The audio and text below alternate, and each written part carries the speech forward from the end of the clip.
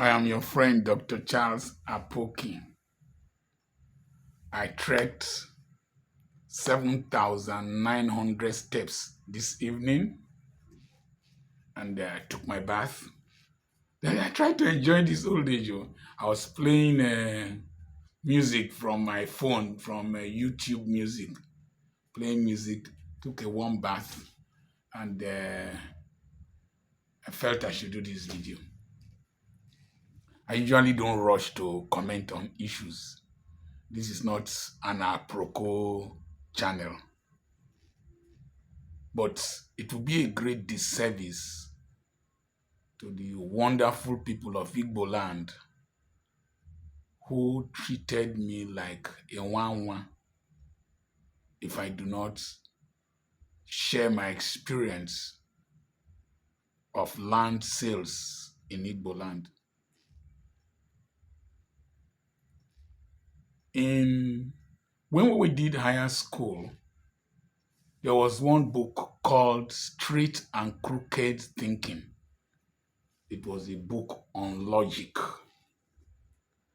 And there is something called fallacy of hasty generalization.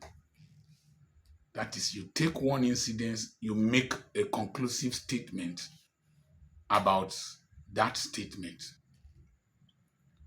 And that is what led to that fallacy of hasty generalization, was what led to Reuben, Dr. Reuben Abati, taking the statement made by T.O.S. Benson,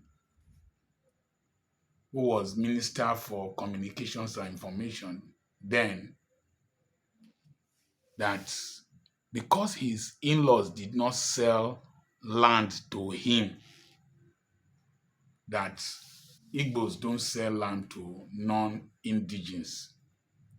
Number one, perusing the internet has shown that the people of Mbieri, where T.O.S. Benson's wife comes from, donated land to him, which he used to build a post office there that is still there. I know Mbieri very well. So, Dr. Reuben Abati, just taking the narrative of T.O.S. Benson without properly understanding the full story, is very, very wrong. I will call that Aproko journalism. You just heard, then you carried. Did you further investigate? And what irritated me when Okbe was trying to correct him that you don't use one brush to paint a tribe, a nation, the Igbo nation. He tried to bully her. It's a very pathetic and sad attitude. We arrogate to ourselves some level of superiority, and we try to intimidate people by virtue of our position and office. The NYSC scheme, National Youth Service Scheme, was aimed at integrating Nigerians, exposing us to different cultures. I served with Dr. Akin Shudipo, who one time was the president of Nigerian Medical Association in Ibadan or your state. My classmate, he was posted to Ishiagu in Ohozara. So I have a broader view. If you talk about Yoruba land, I schooled in the University of Ibadan. I did postings at Oshogbo. I did postings at Ogbomosho. I did postings at Igbora, Iseyin, Lanlate. I went to Igogon.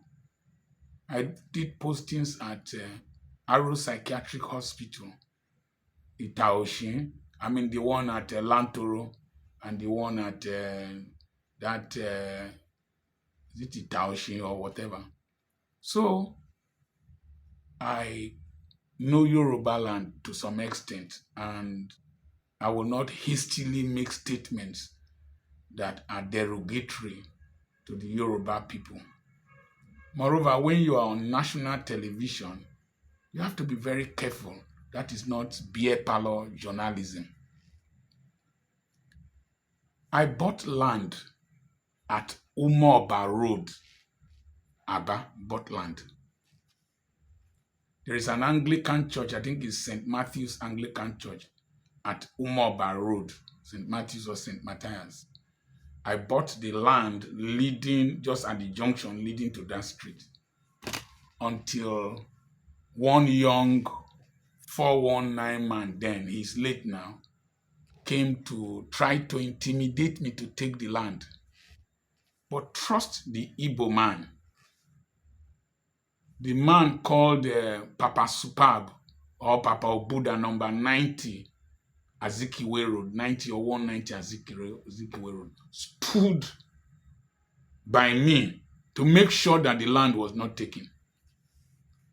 My landlord, Mr. Okpaleke, a custom officer, went with me that night to make sure my land was not taken. We went to the police station together. So to paint a wrong picture of the Igbo people with land is very bad. While we were at Aba, when I was medical officer of health, Aba local government area, Mrs. Mo of Rarian's village, if you watch Village Headmaster then, is Okpulumobu. When I treated patients there, they would call me, Biawena ala neighbor, ala kena marama. I was stupid. I didn't buy. My friend, Pastor Felix Aihe from Edo State, he was resident in Yellow Avenue. I think he built his house there, Yellow Avenue. He bought that land. And then he bought several pieces of land where the present Aba Motor Park, the one that loads outside in the outskirts in Osisioma, he bought land there. There was Mr. Adano, an Isoko man. He had a building in Obo Hill.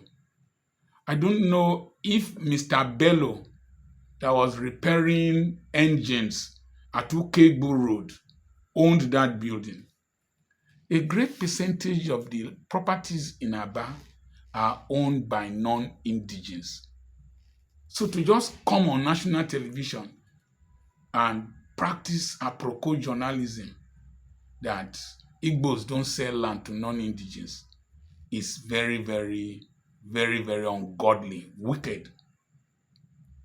That shows the deep-seated tribal bigotry in some of these tribesmen. You know, I talked about idiots, tribesmen, and citizens. Tribesmen are those who can't grow beyond their tribal affiliations, political biases, professional inclinations, and all that. And it is shameful that somebody with a PhD who contested elections in Ogun State. Ogun State is an enlightened state, to make such an outrageous statement on television. I had to cool down my anger before speaking. My friend, my classmate, Dr. Kingsley Oje, the medical director of Chiwendu Hospitals at Awomama. Chiwendu Hospital used to be opposite 33 breweries. Then he went down towards the Ekenjaba River and bought a large expanse of land and built his hospital there. He is from Delta State. He's from Delta State.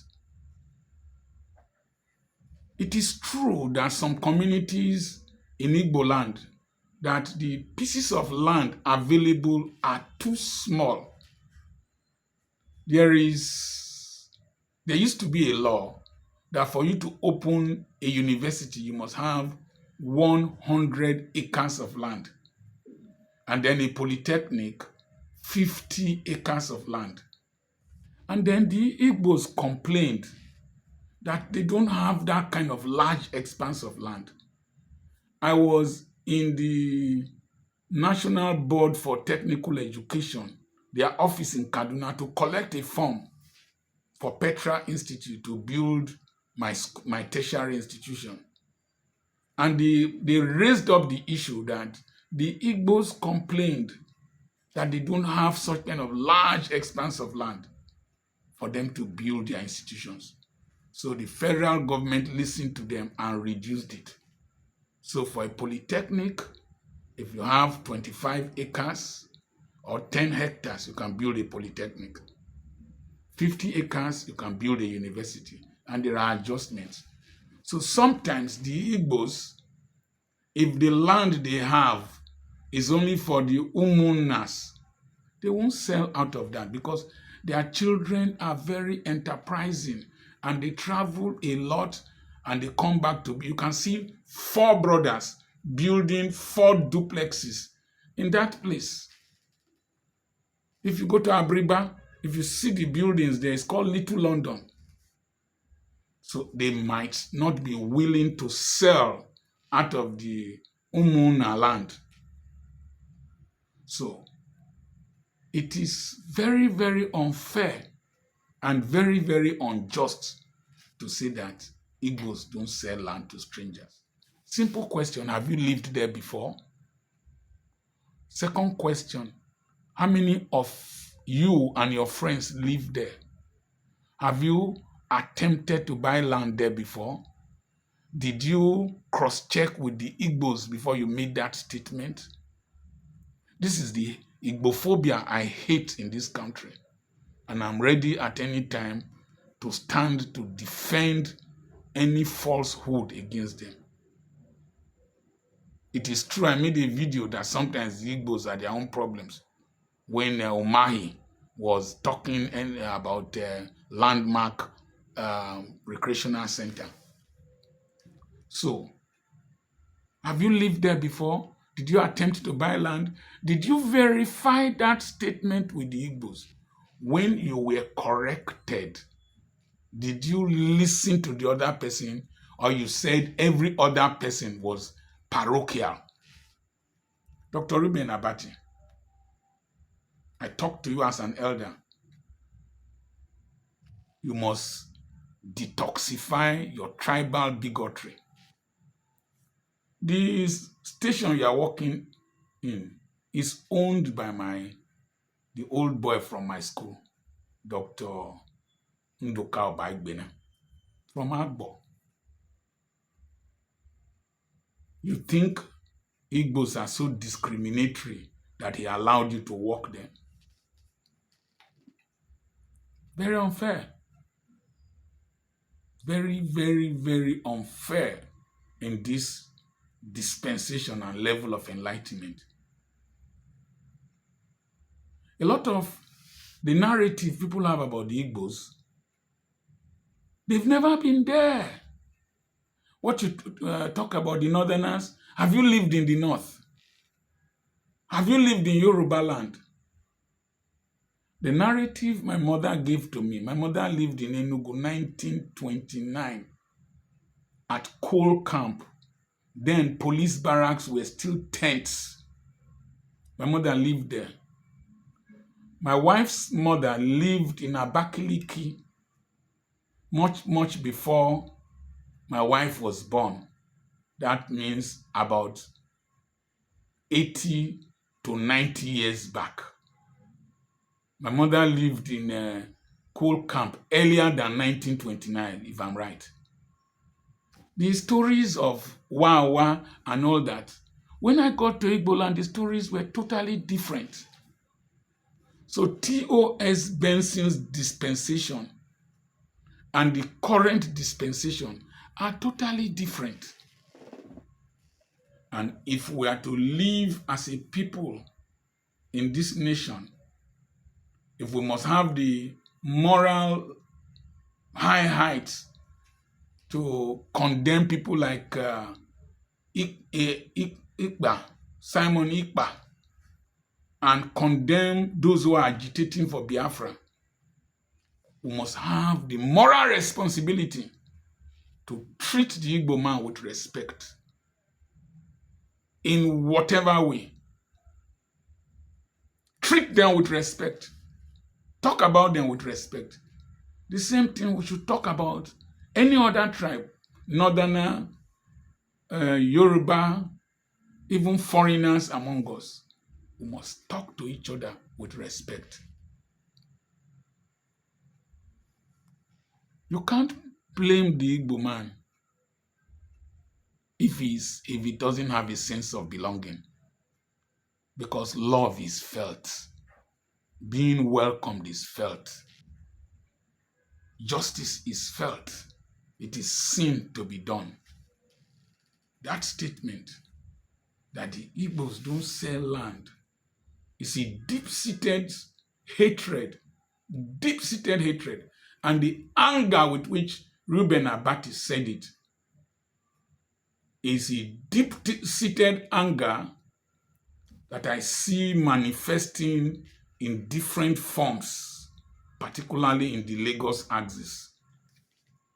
And ironically, most of those who are agitating and aggressive towards strangers in Lagos State are not from Lagos State.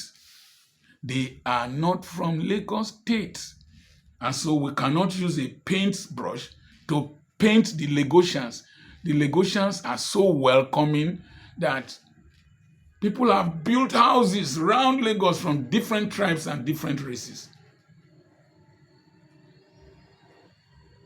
If we must move forward in this nation, we must love ourselves. I think that the next generation, our children, should be more detribalized than my generation.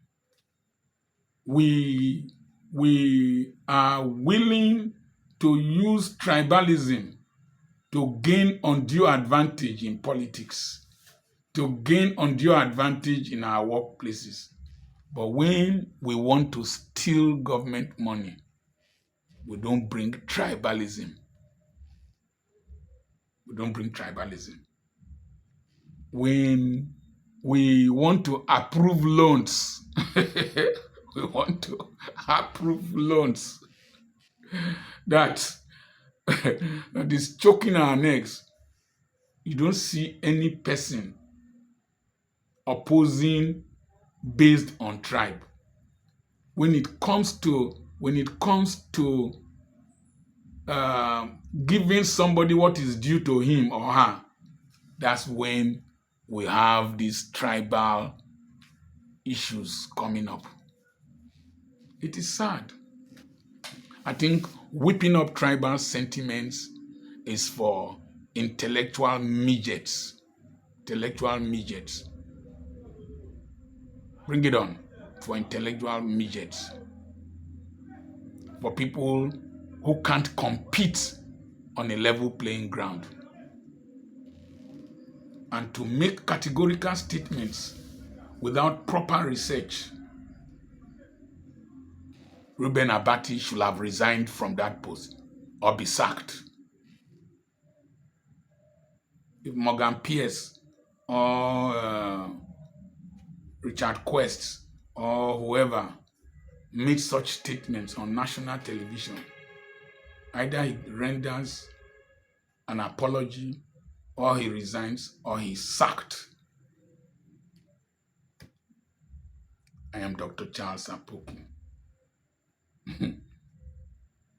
Send the message to +234 802121 9262 to register for my upcoming webinar on the 6th and on the 7th of December. We record our webinars because we know people register from Australia, Japan, China, the US, the UK, and they have different time zones and work schedules so that they can hook up and watch from the link after the webinar.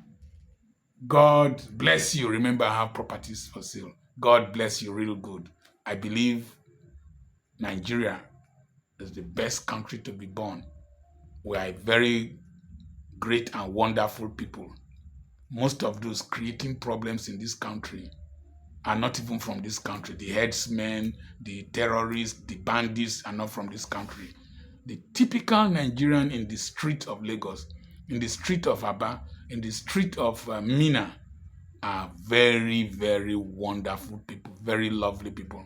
It's we in go school. We no do mejeje, they call illiterate. Yes, we qualify to be illiterate because only illiterate fit talk that kind of thing. This is my wicked generation. We are the problem of this country, and I separate myself from them. God bless you.